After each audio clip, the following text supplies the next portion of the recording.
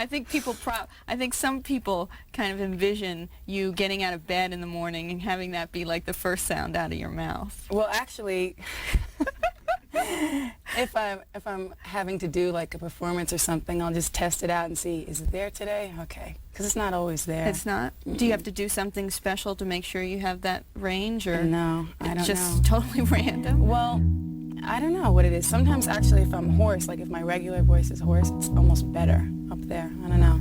It's a strange interesting. thing. Greetings. Welcome back to Your Blue Dreamer broadcast.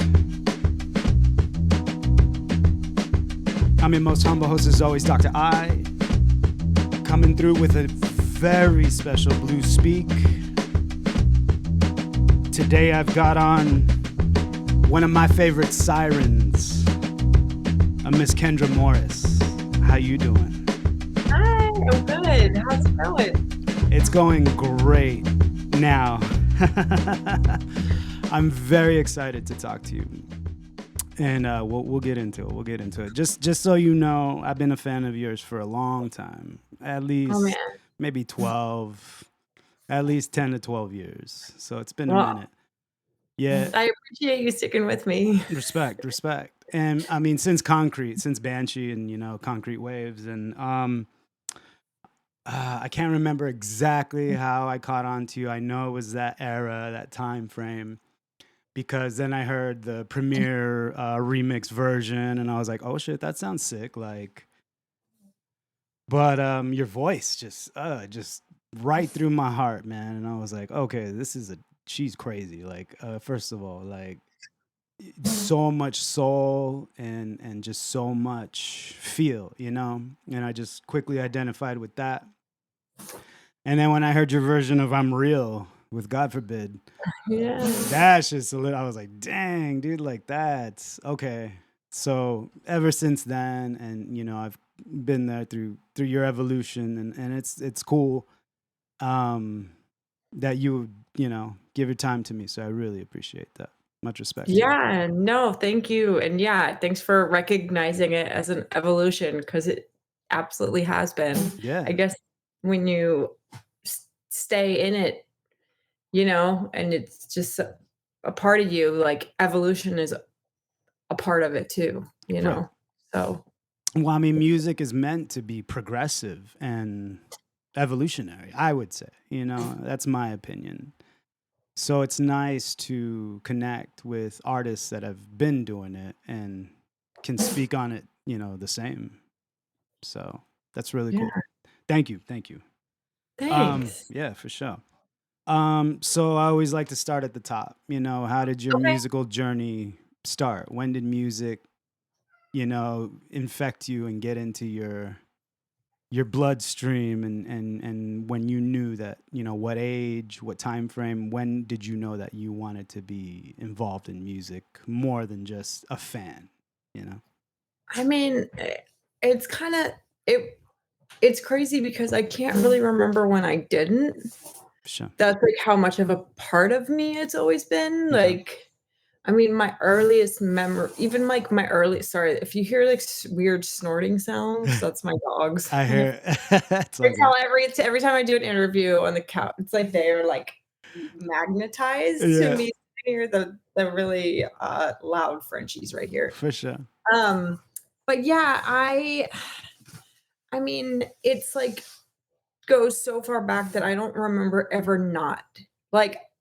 It goes so far back that I just love doing it. I never knew that when you're really little, you don't really, when you're little and unaffected by the outside world of what do you want to be when you grow up, blah, blah, blah. When you're really little, people don't ask you that so much. And I just remember being 5 years old and just wanting to sing all the time. I remember playing with my toys, and all my toys had songs. I wrote songs around the activities. And then I remember my parents having friends over or being at my grandparents and tearing off little pieces of construction paper and being these are tickets to my show. Nice. And if no one would listen to me, I would set up I had a stuffed animal collection, and I would count them every night. Like, I was, like, very proud I had 100, and I would set them up around me, and I would perform for my toys. For Just sure.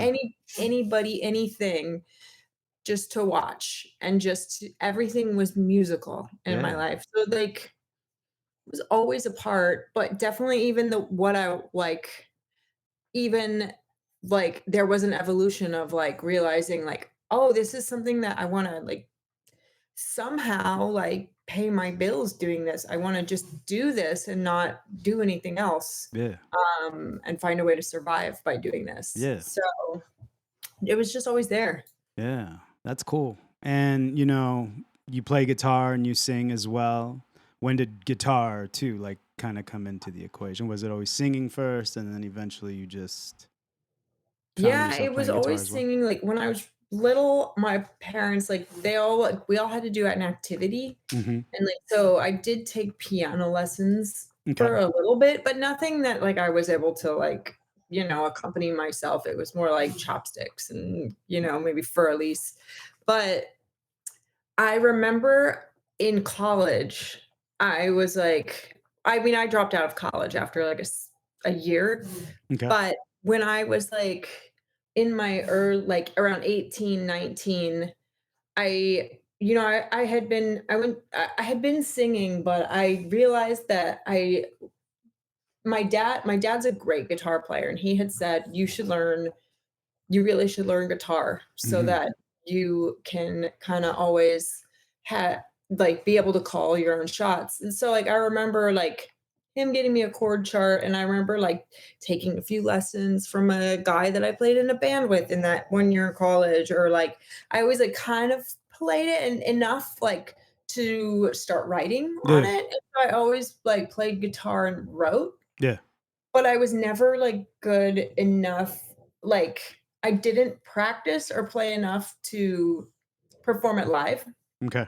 Since I was always, like I've always been, like, singing forever, I always wound up in a project where someone else was like, "Let me play guitar for you," or Sure. so I would just let people, "Okay, like, you play," but eventually, like, suddenly I realized, like, I always, like, was decent, but Mm-hmm. not great. And like more recently in the last like 4 years, Yeah.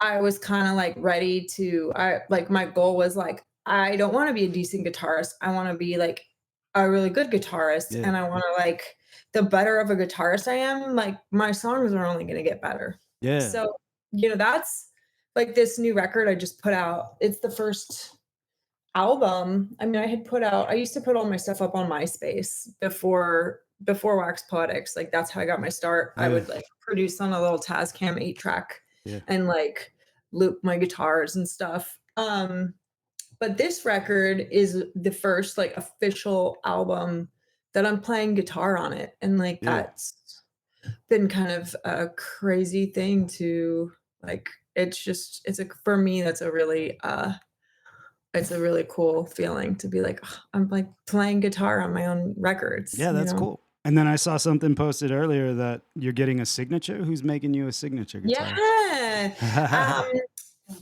They're called Rosewood God out of, Texas, Dope. and it's a boutique company, like, amazing. Like, this guy, we just recently connected, he reached out, and, he's been following me for a long time too, and I didn't Sure. it felt really good to have him be like, "I've been following you since," I think, like, probably Ray Donovan, Yeah.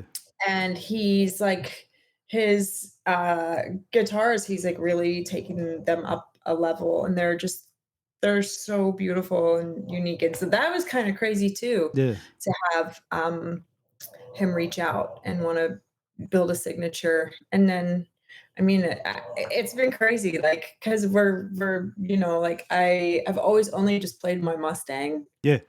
I love so much. Oh yeah. But now it's gonna be I'm really excited because we're taking it just to a new level. I love my Mustang because it's small. Yeah. So this new guitar, my Rosewood God, we're building it small as well. Does he have any? Is there any imagery of it? Like, is it a same similar style, or is it like Strat style It's or anything like in? or yeah, it's gonna be he has a special, he has like a one of a kind body Okay, that for he sure. has been using for this series of Yeah, models, but it's definitely like inspired a little bit by the Mustang, but it's also its own all thing. Like there's gonna be a lot of gold on this, yeah, which yeah. I'm excited I about. saw the post of the bridge with the The whammy. Bigsby, yeah, Yeah, Bigsby, dude, that's cool, man. It's gonna be yeah, classy for sure. yeah. Yeah, It's gonna be a showstopper, I think. dope. So you said your dad played guitar. Was he Mhm. always in bands and stuff growing Yeah, up? him and my mom. My mom has always been a singer. So My dad you is a come good from singer. musical roots then for sure. What's up? You come from musical roots then for sure.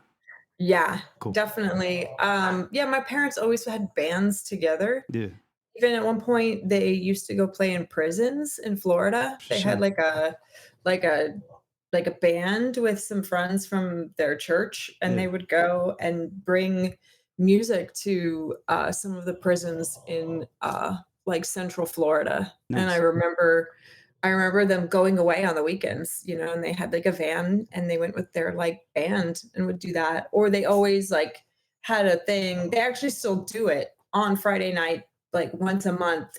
They would have people come over and they'd all just like play music in the living room. My mom plays accordion Nice. Oh yeah. and she's a great singer and plays piano. And yeah, my dad is an amazing guitarist. So it was just always like music was just always a part of my life. Like there Right. was never not music. Right. And so when did you start singing like really? I mean, you said you sang ever since you were young, but once you really started paying attention to it, and like my note here I put vocal evolution. So Yeah. where did that start, and how did it develop into what it is now? Well, it's funny because like there's this my mom says it was from and there's a video of it. I would say, "Do you want my little voice or my big voice?" Yeah. And like I remember knowing how to project at a really young Yeah. age. Like I Sure. had two voices I would go into. One was just this like soft voice, and then I would just go into this like, "Wah," you know. Yeah. But I think it really developed in junior high. Okay. Like my middle school had like a talent show. Yeah. I remember like me and my friend LeBron did that Mariah Carey duet. Oh, it was Jackson 5, I'll Be There. Oh, But okay. Yeah, yeah. in the 90s, Mariah Carey and this guy, I forgot his name. This one guy I did know it. exactly. I remember the video. Yeah, Kind of like Luther Vandross looking type dude. Kind of. yeah, Yeah, yeah, yeah. I loved Mariah Carey. Yeah. Like I remember I would like play that actually I should have wrote that on my list of That was it albums. was on That her was unplugged. It was on her unplugged that she did. I think that was the yeah, one she did and that. Yeah. I loved Mariah Carey, and that's I really learned a lot. Like I would play that album Yeah. someday. I would play it on repeat, and Yeah. I would sing along to it. Yeah. And I feel like when I did the talent show with my friend, though, like I remember that was the first time that I remember like the kids like being like, "Wow, that girl can sing." Right. And I remember, like, feeling like, "Oh, I think I have something." So then I would do the talent show every year, and I loved feeling like that feeling of Yeah. just, like, performing and the applause. Like, it was so addicting, and I just was like, "I know this is where I wanna be somehow." Yeah. And then in high school, there was an arts magnet school Okay. called Pinellas County Center for the Arts, and I auditioned for that, the arts school. So I went to an arts high school and was a musical theater major, but I was not interested in theater at Okay. all, really. Like I Right. had a hard time memorizing. I just wanted to like sing. Right. But I also wasn't like I wanted to be a vocal major and do chorale. You know, I didn't know. I knew that I wanted to. I just was like I just needed to perform, and um, I just remember clinging onto certain albums and um, just feeling my voice really started developing in high school. I remember Yeah. suddenly, like, some of the kids were like, "Kendra, you can sing." Like, sophomore year, it was like suddenly my voice just, I don't know, but it something clicked in it, I guess. Yeah. I don't know. Yeah. Yeah. I wanted to ask, well, I mean, when did the soul music come into, were you always into soul music too? Because you're a very soulful singer. You know what I mean? Yeah. Honestly, one of the most soulful voices I've ever heard in my life. Wow, thank you. No, it's true. And I base that on your harmonies and even your doubles. Like, it's almost kind of flawless. Like, it's crazy. It's crazy and it trips me out, and like, even just in I'm Real, it's just like, wow, those harmonies and the way your voice is double is almost, I don't know, it's so crazy, and very clean and almost seems effortless.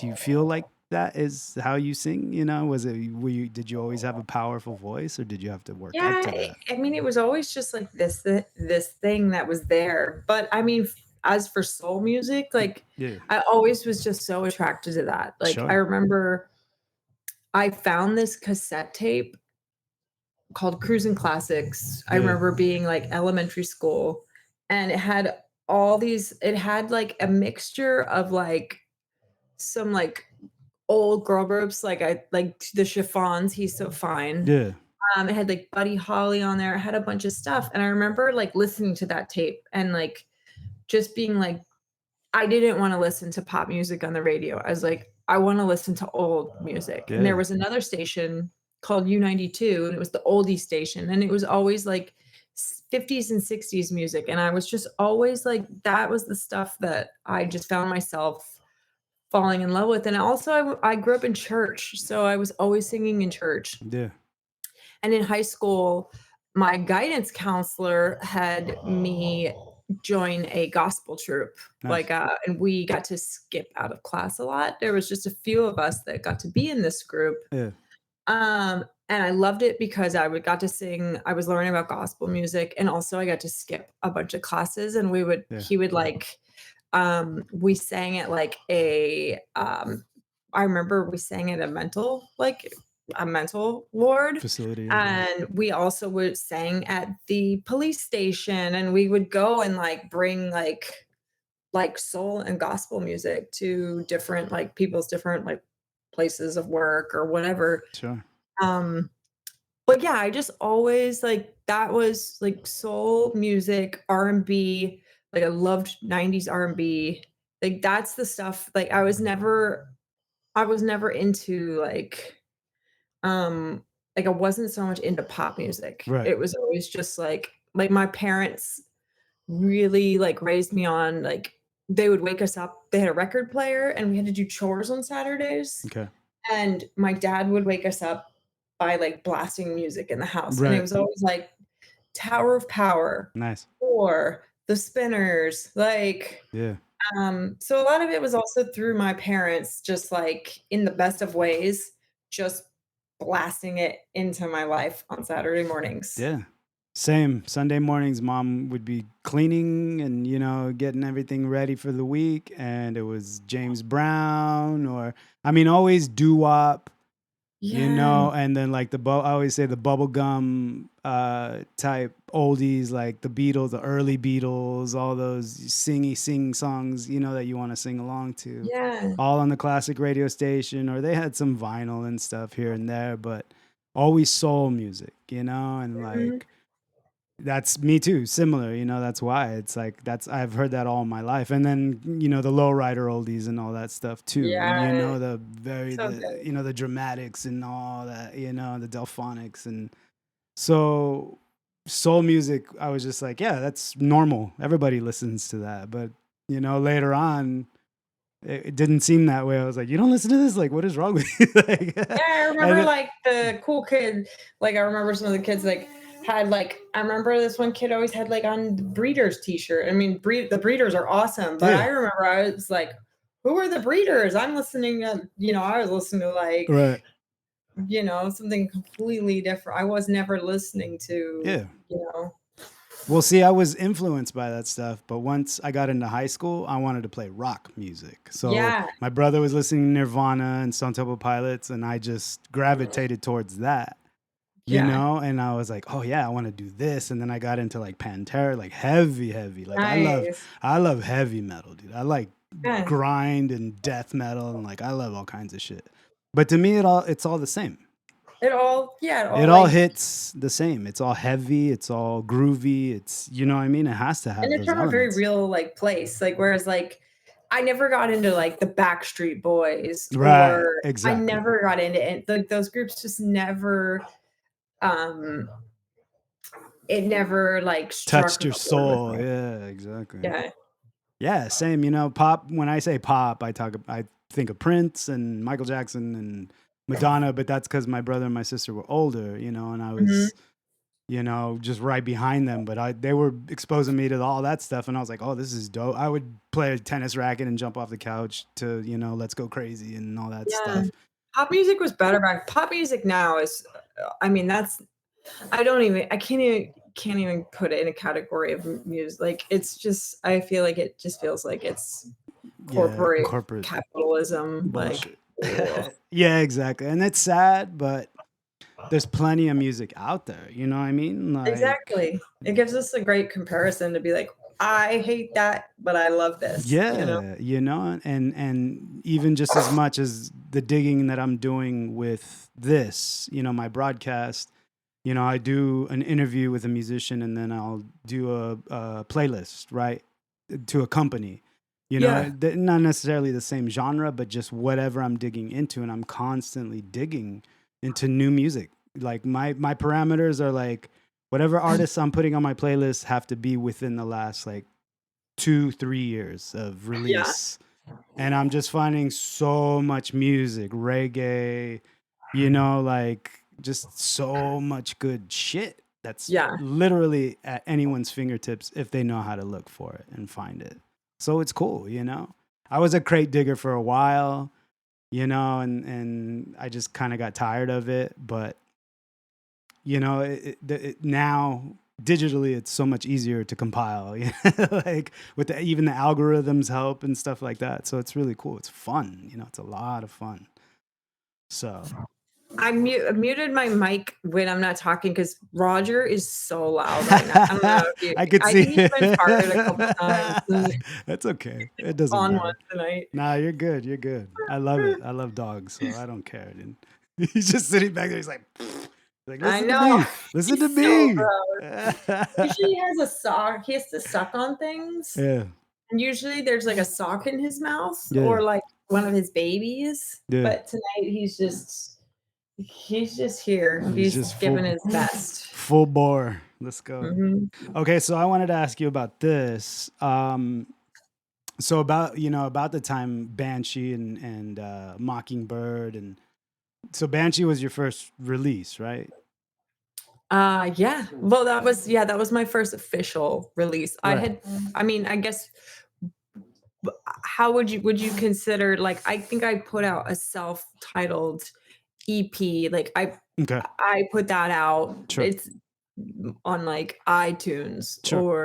or I used to put songs up on MySpace. Yeah. And but yeah, Banshee was my first LP, like Full album release. for sure. Yeah, because I remember, like I said, I remember when Concrete Waves came out, and then I heard the premiere version and I was like, okay, this is pretty dope. Like, I like this. And I was DJing at the time, so it was something I would throw in the mix, It had the hip hop feel, the original's great too, but it gave it a little more just solid, rhythm, because I was spinning a lot of like, I would mix like Portishead and Nice. Sharon Jones and you, and what I mean, like once I got into Daptone, then I was just like, oh shit. And then once I learned about Coal Mine, I was like, oh shit, like what's going on, so and just doing a lot of trip hop, but not too much hip hop. I don't know, even now I'm sad that hip hop is not, I don't know, maybe you have an opinion on that too. Like, I don't think hip hop is doing very well. I know there's good artists out there, but I don't know. I don't have the same passion about it that I did when Black Star came out with their first album. And are you a hip hop? Are you big into hip hop? Or I Yeah, mean, I mean, I do love hip hop, but I'm not like I couldn't sit and like go, sure. yeah, Yeah, but I mean, like basically like the late '90s, early 2000s when Miseducation of Lauryn Hill and yeah, that era. That's and the totally, conscious hip hop. I grew up totally. with all that. And that was like my brother was an '80s kid that was breakdancing, on Yeah, cardboard with his friends. And I grew up with all that. So I was yeah, totally influenced by it. And then learning, the five elements of hip hop and yeah. Well, I listened to like I really liked hip hop in like that. Like I loved like Del the Funky, Homo yeah. Sapien, Yep. Hieroglyphics, Yeah. Far Side. Like Straight.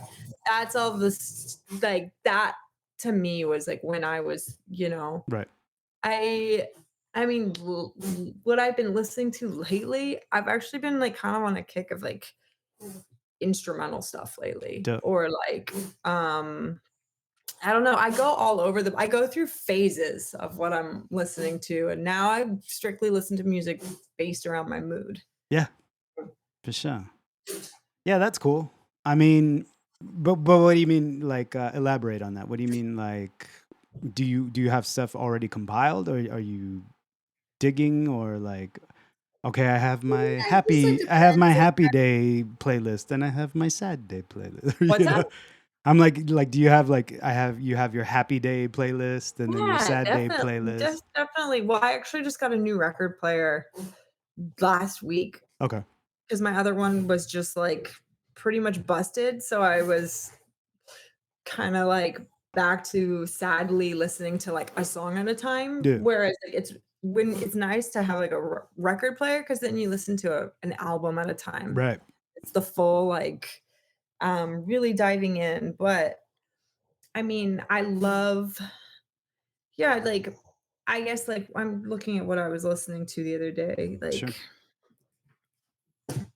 I actually I went and like revisited Daft Punk the other Nice. day and had a lot of fun listening to that. That's cool. But like some of the instrumental stuff will be like I actually was on the road with Surprise Chef and they're Dope. amazing. Yeah, I just missed you guys when you guys played. I think you guys played at the Soda Bar or something. Oh yeah, And I saw it and I was like, oh with them shit, for that. I would I have didn't get to fucking do went and West Coast. watched. I did They're not even so hear good. about it. Yeah. But there's a lot of really amazing like instrumental bands that have kind of like come up Yeah. lately. Like or even like I love like on Coal Mine, the Ironsides, or Ironsides are dope. Yep. really got into like the Ah La Las, Yeah. Budo's band, Photos Band, Yeah. Skin Shape, who's incredible. Yeah. There's just so much. Like, so lately I've just been like one of my favorite albums, actually, and this is an older album, but is Plantasia. Okay. It's what's his face? I just forgot it's an album for plants. Oh, nice. And the guy who I'm just having a brain fart right now. That's all right. It's all like he does a lot of Moog music. Okay. But yeah, he did this album called Plantasia, and it's an amazing record. Like it's like all kinds of weird instruments and really groovy. And so like I'll sometimes like play stuff like that. Yeah. And my friends come over and we play dominoes once a month. Nice. And it's always like one of us picking out the album or the playlist. Yeah. The sounds for the night, the tunes. So Yeah. I wanted to ask, I was getting to it, and I think I got a little sidetracked. But when Banshee, when early on, Guys, stop. Sorry. it's okay. Early on, especially when you release Banshee and forward, what style were you shooting for? Because in my notes, I call it dirty style, or kind of like Tarantino sounding type soul. You know what I mean? It's got that, I would say, like late 60s, 70s, vibes, a lot of tremolo and like just a certain vibe. And that's what attracted me to your music was Mhm. that vibe, you know, and then your voice on top of it was just like, oh fuck, that just makes Yeah. total sense, you know. Was that a conscious thing? Because I think I remember hearing you talk like or an interview or something like there was a certain artist at that time too. Like I think a guitarist too that was lending you a lot of those sounds. Yeah, that was Jeremy Page, and he was the producer of all those early albums. Yeah. Um, he did Banshee, and Yeah. then we also did Mockingbird together, Yeah. and Babel and Nine Lives. Okay. So like those 4 albums, you can really hear like him in those. I mean, he's an incredible producer. Yeah. He always like and a great like guitarist, and just always we called him the wizard Sure. because he could just you'd sit in a room and he would just like have these sound like start with like a little like he would hit a keyboard note or do like a fuzzy line on the guitar, and then like that would just inspire the whole song. And when we would work together and he would start with an idea, I called it ping ponging because he would start an idea. Sometimes I would come with an idea too, but it would always be about him like putting some little thing like a little like magic dust on it. Yeah. And I would be like, wait, I got an idea. And I would just have these notebooks and I would just be like, hold on. And I'd run into the sound booth Yeah. and lay a vocal. It was like, because I would work with him like 3 times a week. I would go there and we would just put in hours together, Yeah. whether we had something to work on or not. It was like the sound booth was my sketchbook. Yeah. So I'd like run in and I would like do some sort of vocal idea. And then from there, he would be inspired by what I just laid. Yeah. And he'd go back and add something. And that's how we would make records together, would Yeah. be just like going back and forth with the idea. Sometimes I would take home like half of the song. He was so fast, his engineering was so fast that he could bounce what we worked on, and I would take it home and then finish writing to it that night Yeah. or 2 days. And then the next time we got together, I was like, okay, here's the rest of the song. Yeah. And then we would like cut a demo, and then after we had like 10 demos, we would go through and we would pick out our gems. He would always be developing them further. Yeah. Then we would lay like the final. Yeah. Yeah, you can, and that's what I'm saying. It's just, it was a style, you know what I mean? And like I said, at the same time, I was listening to other soul music, like the Dap, you know, Sharon Sharon Jones and the Dap Kings, and and L. Michaels Affair, and all the, it's all kind of similar, but yours just seemed a little more haunting to me. You know what I mean? Like. And that's why when I heard that I think I heard an interview or something at around that time that you were working with that dude. I was like, oh shit, that's why. Yeah. Like it's that one I dude. also love like the darker side of stuff. Yeah. Just whatever we were influenced by, we For just sure. loved the the mirror side. Yeah. So I think that came into play too. Yeah, for sure.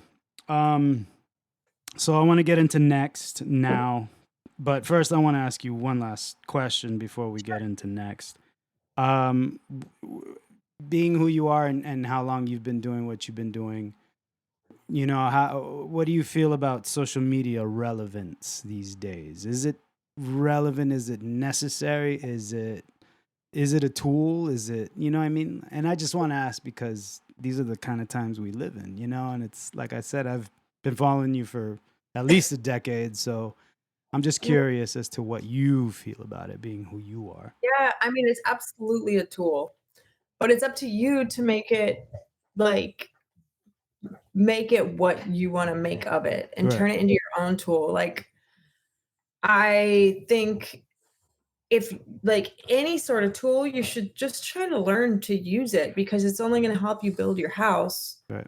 But use it to build your house, not the house that everyone's building. Does that make sure. sense? Yeah.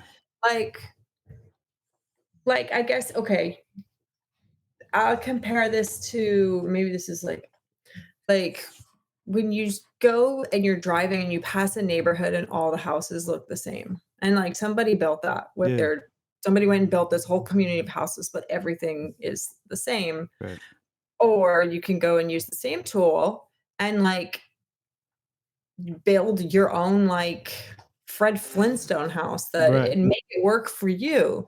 Like there's really no like definitely know how to use the tool, but you don't have to do what everyone else is doing to Right. build the house, you know? For sure. And I guess like what I mean by this is like, well, I'll speak more current on social media Yeah. with people chasing a viral moment. Right. Like I have a really like I have found myself getting really like I immediately like if I'm scrolling and then you see like 10 different bands and everybody has this they're all doing a video where it's like here to here in the camera, they're all looking at the camera and it's got the lyrics. Do you like songs about this? It's either that or it's the lyrics and they're singing and I'm always like I'm like I feel like I'm being yelled at right now. I'm just like, and then and it's everybody's doing it because like now there's an algorithm and like everybody just wants to make music and to like live the dream, like pay your bills making music. But now Yeah. this tool is saying, well, you got to build the house this way. Right. If you want to live in if you want to live in a neighborhood, you have to build it this way. But I'm always like looking at an artist doing this, and it's like we're all dying. Everyone's dying inside. It Yeah. is the grossest. There is no bravery in it. Right. Everybody's just like it's taking like what it's doing is taking the art out of the art. Does that make sense? And so like 100%. I hate it, and I'm like, I think I tried to do one like that one time, and I was like, this feels gross. This is depressing me, and this isn't. I don't want to or even like when you see like I've seen like artists like I've seen like artist friends that are doing a get ready with me video. Yeah. I'm not gonna do a get ready. I don't want anybody to get ready with me. What do you I mean want get ready? Like, oh, I woke up, I'm having a smoothie. Like I'm that. having smoothie, like I'm putting on my makeup and like listen to my record. But like I don't first of all, I don't want anyone to get ready with me. I want to be alone when I get ready. I don't want and it's like if you get your viral moment doing something that you're not necessarily really want to do over and over again, Yeah. you're kind of screwed. And it's the same with doing like chasing a viral moment or the algorithm. I don't know. So that's me. I just get angry thinking No, about social media. yeah, It's no, like, me too. You know, and like, I have to ask that because we are in those times, but you can tell which artists are using them to their advantage and which ones are using it as a crutch, like everybody it else. just to me, like, okay, I'm reading this book right now. I'm reading Please Kill Me, which is the history of punk rock in It's true. like just a history of punk that started in like the late 60s, early 70s. Yeah. And I just think of like all these amazing like punk is going outside of the grain, Yeah. like doing stuff against the current. And I'm like, chasing algorithm and what is going on with social media and music and doing these things. It's not like it's so not punk rock. Like it's so Right. not cool. Right. And it's like it just it bugs me. So like even with my new record, and I know we're gonna start talking about next, so we can Yes. like talk about it then, but I'll let it lead into it. Like I did all the video, any video stuff you see online, I did that. Dope. And I was like, okay, so yes, social media is here to stay. I do have to entertain this thing that's not going away. Yeah. And it is a tool, but that's why I was like, I'm gonna make videos that feel authentic to me. Sure. So yeah, it meant like a lot of sleepless nights. It meant like really like working my butt off Yeah. but because I wanted every video to feel special, I didn't want to just make another, like, I didn't want to go stand on my corner and like Right. Posture. do the dead Yeah. eye and sing the lyrics into like Yeah. that's boring. Um, so that was me finding my compromise, Yeah. which I don't think it was I feel like really like really like happy that I like faced it head on and Yeah. just was like, this is if I'm gonna do this, I'm gonna do it my way. Yeah. Mm. And you're embracing it and making it your own. You know, I think that's the difference, you know, and like because I feel like any good musician, any good artist has the mentality to handle sound and visuals. Absolutely. It has to go together, you know what I mean? Like unless you just I don't know what the difference is cuz you know, like the art I do for my thing and the way I set all this up, same. You know, I feel the same way. Mhm. You know, and I went walking the other day and I always take pictures when I take walks. There's always some, I'm like, okay, maybe I'll catch a vibe, put it a album cover. I don't know, shit, whatever, you know, like What's gonna inspire, you know? exactly. Yeah, for sure. Cool. Well, usually I ask for influential songs and we're on a little time crunch, so we'll just get straight into next for sure. Cool. Well, then you even had me pick the songs. So usually I have the artist pick the songs, but it's all good. And I knew exactly what 3 I wanted to pick. First one is Dear Buddy because Nice. I just put it on. Oh, and I made another note here that you are the reigning champion on my playlist because I have you 5 playlists so far. And I'm up to like 40, I think it's going to be 47. Oh man. And I'm going to put another one of your songs on a future one coming up. And also one more thing I wanted to just throw in there was when I in the intro I said like Siren, like there's certain vocalists that just really touch my heart in a way, you know, and like you're one.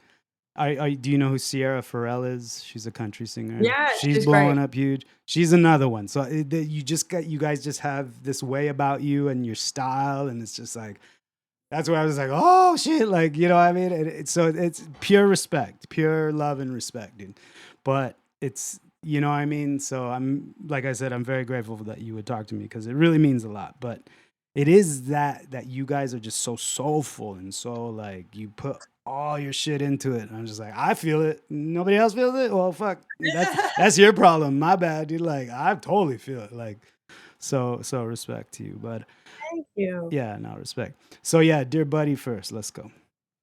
And just so you know, I'm gonna play the whole thing straight through. So all 3 songs. But yeah. Okay. So if you got to take a break or something, go ahead. But here you go, Dear Buddy. I know when your head hits the pillow at night,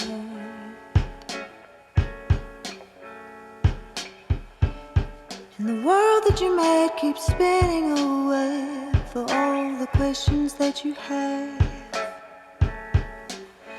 When you love so much, it gets hard. When you love so much, it gets hard. Do you know that I'd hold you in my arms forever if I could? Even when you grow much taller than me, with your legs dangling to the ground.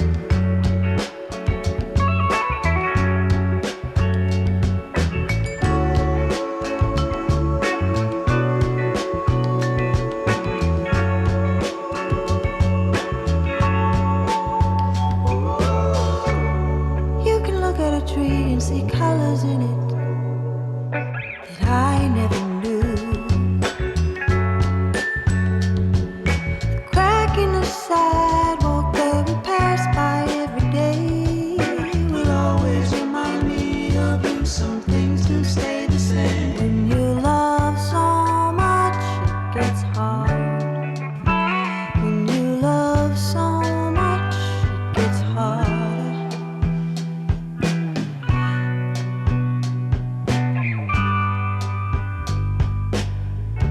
I wish that I could be the shoes you wear to win a race. But then you'd miss how good it can feel to lose with grace. And I wish I could be your wings, but you never learned to fly. So I let go, take off, come home again sometime.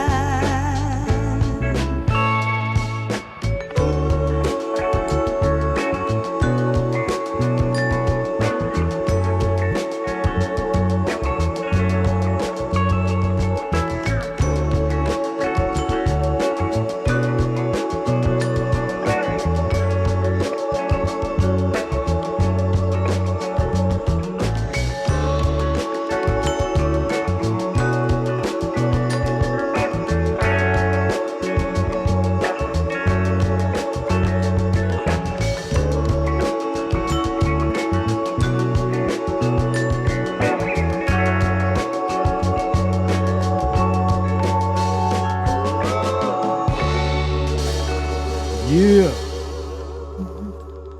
That was Dear Buddy off of Kendra's newest album, Next. What do you want to say about that song? Anything? Oh man, that's one of my favorites. Mine too? That, yeah, that's just one of those songs. Like I remember everything about writing it, and even like when I wrote it, we were on tour. Like I had written a little bit of it before tour, and then we were on tour. And I remember listening to because I did like a lot of these songs. I like built them out right here, kind of where I'm sitting, Yeah. and like created demos to them with my guitar on my Casio. Yeah. And I remember like I had it like half written because that song, like my daughter inspired it. Oh, She's respect. 10 now. Nice.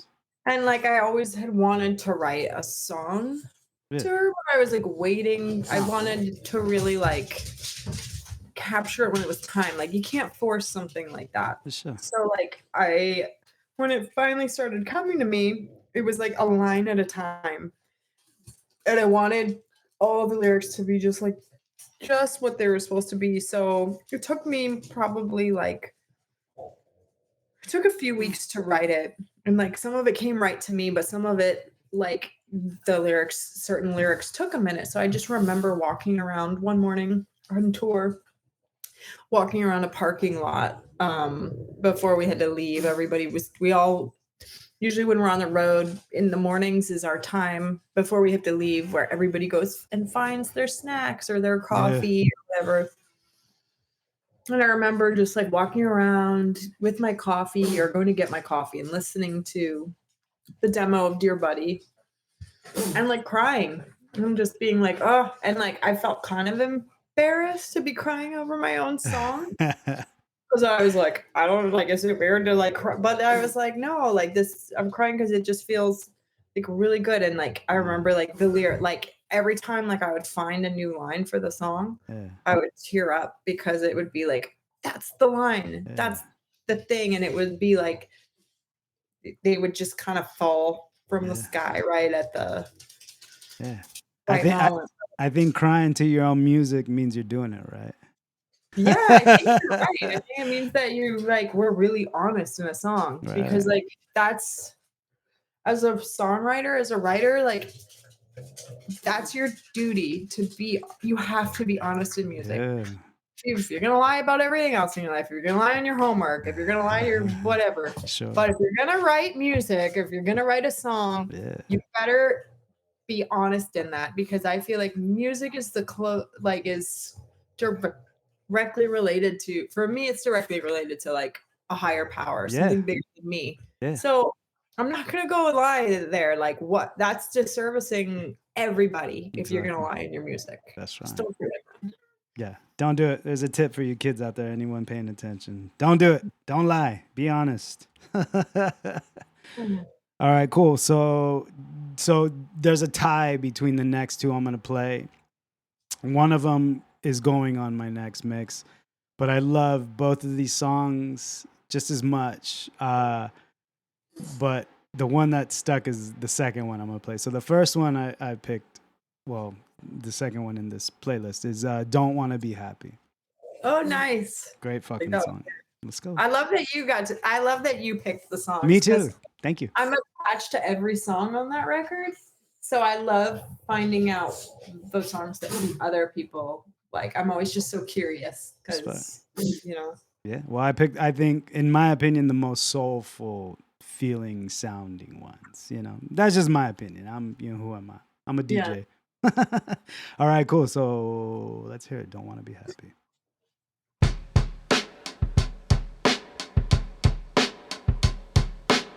I like you in the nighttime watching the telly. In the daytime waking up in your shirt. In the afternoon I like thinking about the things you do. I think you're something smart. Sometimes you got me really laughing hard. All the times I'm crying 'cause you hurt. When you got me high, if you take me down low, you always take me there, to somewhere I don't know. 'Cause I don't wanna be happy without you. I don't wanna be without you.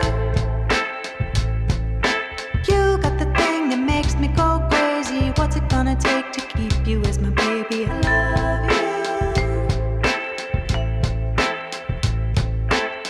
Every time you show up late for the movies,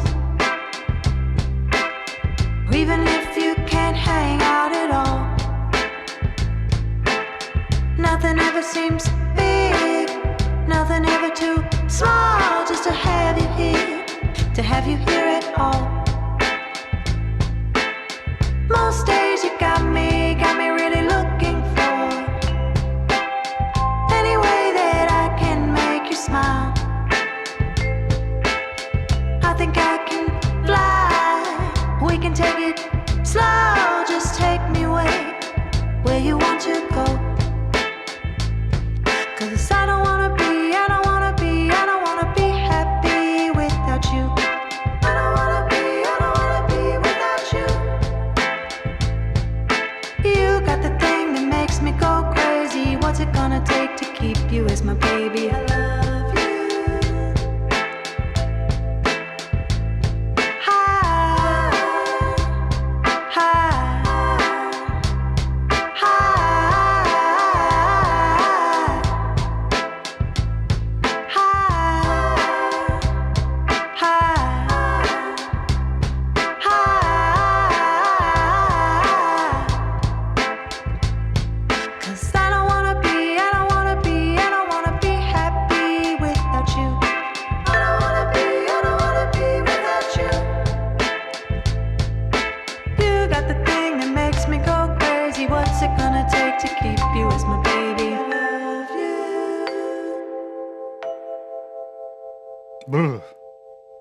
Got chills.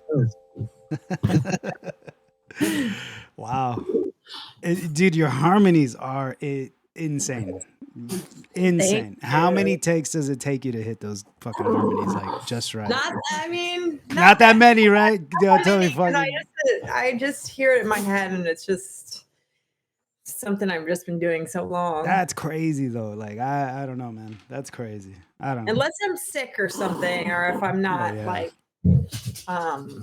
if I'm not on, then it could be a lot. But I mean, that's one of the few on the record. There's a couple on the album. I have the guys doing. I really had fun having them do the backing parts, just to really lean into dynamics. Yeah.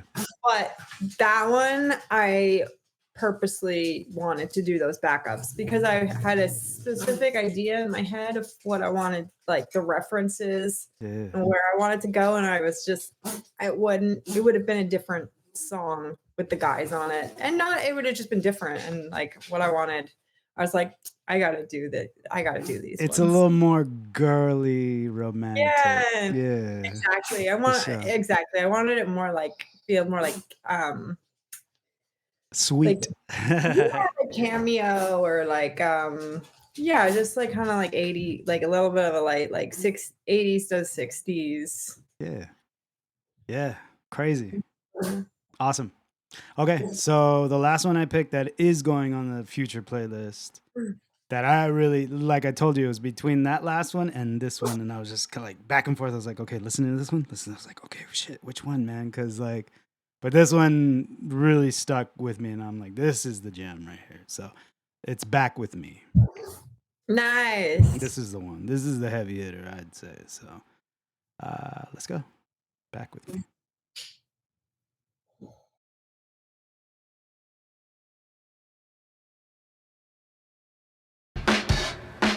Leaving all the lights on at home, leaving the keys by the phone, unlock the top in case.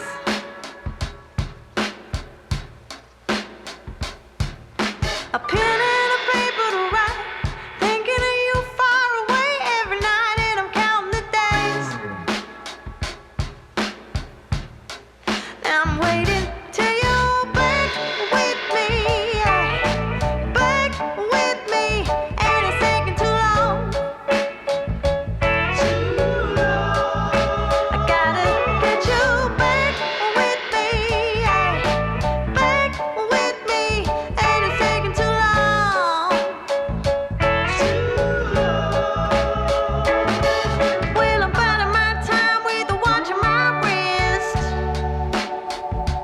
but the ticker don't work and I'm starting to get pissed. My friends Tony, Jane, and Brad are driving me up the wall. I'd rather stare out the window, wonder when you're gonna call. I'm winding down and lately eating just to pass today.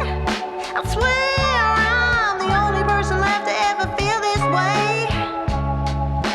With my hand on my forehead, got the feeling again. I'm stuck here doing the math, trying to figure out when. Leaving all the lights on at home, leaving the keys by the phone, unlock the top in case.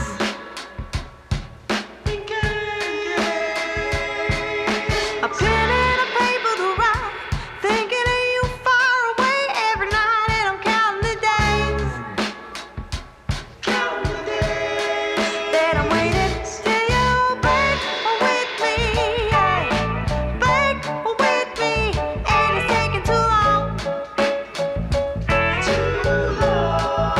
I gotta get you back with me, back with me, and it's taking too long.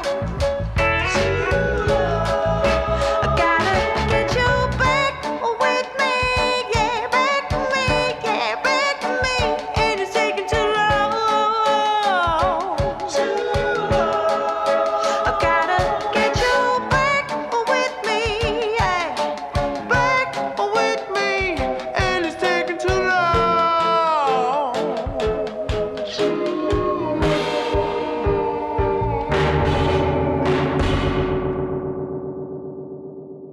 There you go. That was Back With Me. Nice. Fix. I mean, I wouldn't have, there's nothing I wouldn't have not liked. Yeah. I've worked over them all. And I think so much on that one for me is it's just very basic. It's groove heavy. It's the beat, and then the boys in the background, like simple. It's more simplified, I would say, and it's just Yeah. straight to the fucking point. You know what I mean? Yeah, I wanted the whole record. Just wanted to write like easy. I just wanted it to be a fun, easy record to listen, just to where you can just put it on and just like, those are my favorite records where there's no skips and you're just like on a journey and you're just like having fun with it. Like you know. Yeah. And you hit a lot of different styles Yeah. throughout it. You kind of, and this is another thing that I'm asking young artists that I interview is melding styles. You know what I mean? Like there's I believe music is cyclical, it always comes around and goes around, and style is always in that cyclone. And that's why new metal is big now, and shoegaze and shit like that. And I'm interviewing these 20-year-old artists that are doing this shit, and I'm just like, why are you doing it? And they're like, I don't know, this is what we're doing. It's some of them, it's kind of a natural thing. I don't know if they ever heard of My Bloody Valentine, or if their parents are playing this shit for them. Yeah. You know what I mean? Like, I love Deftones, and I'm like, Yeah. they're like, oh, I kind of like Deftones. I'm like, what? Like, I was like, why do you should Yeah, fucking be passionate about Deftones. Like, what are you talking about? But everybody's on their own trip. You know what I mean? It's the music that tells us what to do, That's just my observation. That's what I think. Anything else you want to say about Next? Anything else you want to talk about? It's a board game. Yes, dude, that's so cool. Go ahead. Sorry. It's exciting. I mean, I do want to just say, because it's been not everyone, and I just say it because if someone's listening that has an idea and they're like, well, I can't do this because I don't have the money, or because I don't have this and this, like, yes, you can. You do it. Like, I really firmly believe you can do anything. It just takes a little bit of, you gotta just tunnel vision and barrel ahead. And every time you hear a no, think of it as an opportunity to find another way. Cause like this record, I did everything like in-house, like all the artwork on the inside. Yeah. My husband's a tattooer, and he did all the illustrations on the inside. Yeah. And even like the photo on the outside, my friend did. Like, the entire album was done low budget, like extremely low budget, like with just people that like believed in it and were excited. And like that's why I was like, I was like, I want to do the videos, like I can do them all, like I don't have to pay anything. I know that also no one's gonna know how to, like, I want this album to feel as cohesive as possible. And if some other director came in and did a video, it would not have the feel that it does. Like, I feel like this record, when you go listen to it and then you go watch a video, you open it up, the whole thing feels like it's part of itself. And it's not like I know like Taylor Swift just put out a record, like I didn't even good for her, whatever. Like I don't have anything against her, like it's not my thing, but I like kind of saw a little bit of her video that she put out. Everything is so big and polished, and you don't know what's AI or what's real, and it's just like it just doesn't feel warm. And I was like, I just want to make a record that feels like it was just made out of warmth and like good people. And like it was a lot of work. It was 2 years of like, the first year was the working on the music. The second year was everything involving the product. And I'm going to start rolling out all the behind the scenes stuff once I organize it all. I have so much, but like I have like folders of like how I just sat outside, like for a month straight, I sat outside and journaled through the concept. Nice. Okay, how does the game work? How do these songs like, and it's like, you can do anything. You just have to be ready to like know that if you want something bad enough, you got to really work for it to really reap the rewards, because the rewards aren't a monetary thing necessarily. The rewards are being like, I did something that 5 years ago I would have been like, what, Yeah. Evolution. You're evolving. Yeah. Respect. And someone like you is still doing that. And someone at a young age can do that. Anybody can do it if you're willing to give yourself to evolve until you're done living. Exactly. Like, evolution is living. Respect. Well, Miss Kendra Morris, thank you so much for sharing your time with me. I really appreciate it. It means so Yeah, much to me. Great. You, yeah, I respect you a lot, just so you know. And yeah, thank you. Thank you. Do it again sometime. Please tell me where people can find you, social media, whatnot. Yeah, social media, Instagram is probably the easiest. That's Okay. what I use the most. Okay. TikTok, you can find me on Facebook, YouTube. If you want to see all the videos and really like go into the world, just anything under Kendra Morris. Cool. Well, thank you for your time. I really appreciate it. Thanks again. I'll see you on the online. Respect. All right, have a good night. You too. Bye. And much love and respect to anyone out there listening, anyone paying me with your attention. As always, I am your humble host, Dr. I. This one meant a lot to me, just so you know, anyone listening. And I really appreciate Miss Kendra Morris, and I really appreciate you. So stay tuned, stay connected. Until next time, much love and respect. Peace.